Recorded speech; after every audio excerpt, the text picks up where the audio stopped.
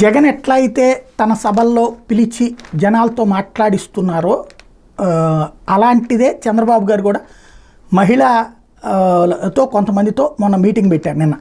దాంట్లో ప్రధానమైన అంశం ఖచ్చితంగా ఇది చర్చించాల్సినటువంటి అంశం. ఒకటి, నెల్లివాడ సర్పంచ్, మాజీ సర్పంచ్ హైమావతి చెప్తుంది ఏంటంటే, నేను భూసర్వే బాధితురాల్ని, పాస్ పుస్తకాల్లో ఒకరి పేరు ఉంటే రికార్డులో వేరొకరి పేర్లు ఎక్కిస్తున్నారు, సర్వే నెంబర్లు మార్చేసి రిజిస్ట్రేషన్ చేస్తున్నారు, బెదిరించి భూములు లాక్కుంటున్నారు.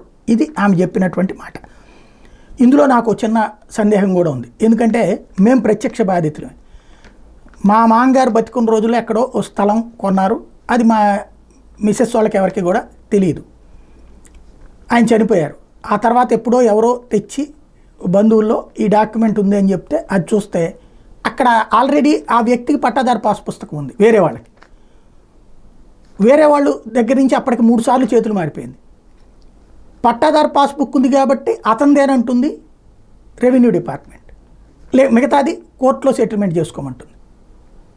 ఇలాంటి వ్యవహారమే ఇది కూడా అనిపిస్తోంది, నెంబర్ 1. రెండోది వచ్చేటప్పటికి, విజయనగరం జిల్లా గజపతి నగరం ఎంఆర్ఓ బొత్స అప్పల నరసయ్య తమ కుటుంబాన్ని వేధిస్తున్నారని, భూములు లాక్కునేందుకు ప్రయత్నిస్తున్నారని గజపతి నగరం మండలం అంజీపురానికి చెందిన మేడిశెట్టి సుబ్బలక్ష్మి బొండాడ సభలో చంద్రబాబు ఎదుటి కన్నీటి పర్యంతమయ్యారు. గ్రామంలో మా వ్యవసాయ భూములు లాక్కోవాలని ఎమ్మెల్యే అప్పల నరసయ్య 2 ఏళ్లుగా ఇబ్బందులు పెడుతున్నారు. ఇటీవల రికార్డులో పేర్లు సైతం మార్చేశారు. దీని వెనక ఓ విశ్రాంత జేఈ, కొందరు వైకాపా నాయకులు ఉన్నారు. ఎవరిని అడిగినా ఎమ్మెల్యే పేరు చెప్తున్నారు. భూమి రికార్డులన్నీ మా దగ్గర ఉన్నాయి.